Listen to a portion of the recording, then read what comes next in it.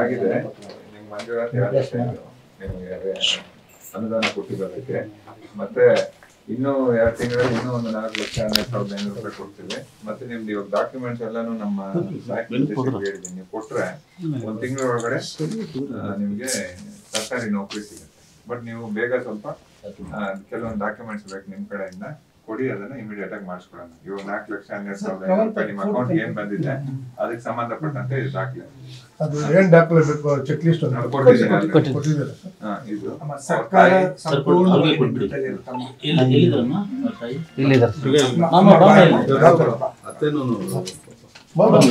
Pension pension ಅಲ್ರಮ್ಮ ನಿಮ್ಗೆ ಇವಾಗ ಸದ್ಯಕ್ಕೆ 5,660 ರೂಪಾಯಿ ತಿಂಗಳ ನಿಮ್ಗೆ ಪೆನ್ಷನ್ ಬರುತ್ತೆ. ಜೀವನ ಪೂರ ಅಕೌಂಟ್ ನೇರವಾಗಿ ನಿಮ್ಮ ಅಕೌಂಟ್ ಬರುತ್ತೆ.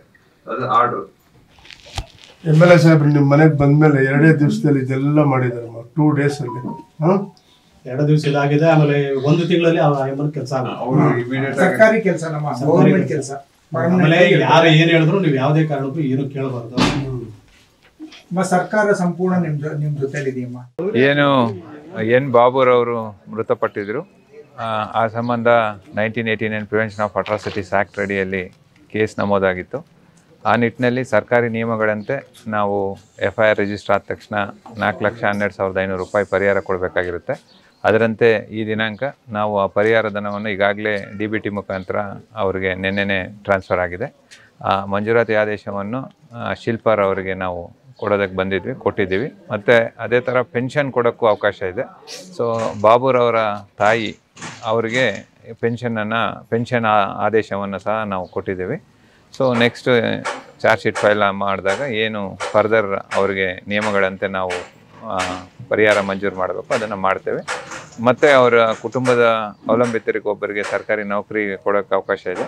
ಅದರಂತೆ ಈಗಾಗಲೇ ನಾವು ದಾಖಲಾತಿಗಳನ್ನು ಅವಶ್ಯಕತೆ ಇರೋ ದಾಖಲಾತಿಗಳನ್ನು ಶೇಖರಿಸಿ ಕೊಡೋದಕ್ಕೆ ನಮ್ಮ ಸಹಾಯಕ ನಿರ್ದೇಶಕರಿಗೆ ಹೇಳಿದ್ದೀವಿ. ಅವರು ಶಿಲ್ಪಾರ್ ಅವರಿಂದ ಪಡೆದು ನಮ್ಗೆ ಕೊಟ್ಟ ತಕ್ಷಣ ಅದನ್ನು ಸಹ ಪ್ರೋಸೆಸ್ ಮಾಡಿ ನಾವು ಆ ಸರ್ಕಾರಿ ನೌಕರಿ ಕೊಡಿಸೋ ಕೆಲಸವನ್ನು ಮಾಡ್ತೇವೆ. ಇವತ್ತು ನಮಗೆ ನಮ್ಮ ಬಾಬು ಅನ್ನೋರು ಏನು DC ಆಫೀಸಲ್ಲಿ ನೇಣಿಗೆ ಶರಣಾಗಿದ್ದಾರೆ. ನನ್ನ ಸಾವಿಗೆ ಈ ರೀತಿ 3 ಕಾರಣ ಅಂತ ಹೇಳಿ ಬರೆದು ಆ ನೋವನ್ನ ನಮ್ಮೊಬ್ಬ ದಲಿತ ಹುಡುಗ ಈ ರೀತಿ ನೋವು ಮೃತಪಟ್ಟಿರೋದು ನಮಗೆಲ್ಲ ಭಾಳ ನೋವಾಯಿತು.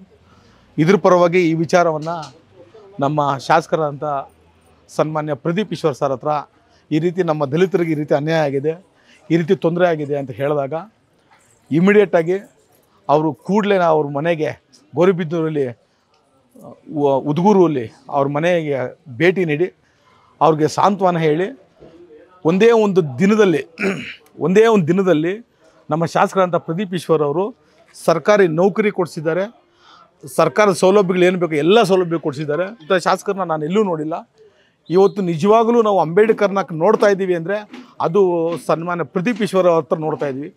ಪ್ರತಿ ನಮ್ಮ ಮನೆಗೂ ಬಂದು ನಮ್ಮ SC ಮನೆಗಳಲ್ಲೆಲ್ಲ ಕೂತ್ಕೊಂಡು ಪ್ರತಿಯೊಂದು ಕೂಡ ಅವರು ಪ್ರತಿಯೊಂದು ಕಷ್ಟನೂ ಸ್ಪಂದಿಸ್ತಾ ಇದ್ದಾರೆ, ಪ್ರತಿಯೊಂದು ನಮ್ಗೆ ಇದು ಮಾಡ್ತಿದ್ದಾರೆ. ಸೊ ಹಾಗಾಗಿ 24 ಗಂಟೆಯಲ್ಲಿ ಏನು ಹೇಳಿದ್ರು ಆ ಸೌಲಭ್ಯವನ್ನು ನಡೆಸ್ಕೊಂಡಿದ್ದಾರೆ. ಸೊ ಹಾಗಾಗಿ ನಾವು ಶಾಸಕರಂಥ ಸನ್ಮಾನ್ಯ ಪ್ರದೀಪ್ ಈಶ್ವರ್ ಅವರಿಗೆ ಧನ್ಯವಾದ ಹೇಳ್ತೀವಿ. ಇವತ್ತು ನಮ್ಮ ಕಣ್ಣು ಮುಂದೆ ಕಾಣ್ತಾ ಇರ್ತಕ್ಕಂಥ ನಾವು ಅಂಬೇಡ್ಕರ್ನ ನಾವು ನೋಡಿಲ್ಲ, ಬಟ್ ಈತನ ರೂಪದಲ್ಲಿ ನಾವು ಅಂಬೇಡ್ಕರ್ ನೋಡ್ತಾ ಇದ್ದೀವಿ ಅಂಥೇಳಿ ನಾವು ತುಂಬ ಸಂತೋಷದಿಂದ ಹೆಮ್ಮೆಯಿಂದ ಹೇಳ್ಕೊಳ್ಳೋಕ್ಕೆ ಇಷ್ಟಪಡ್ತಾ ಇದ್ದೀವಿ. ಜೈ ಭೀಮ್.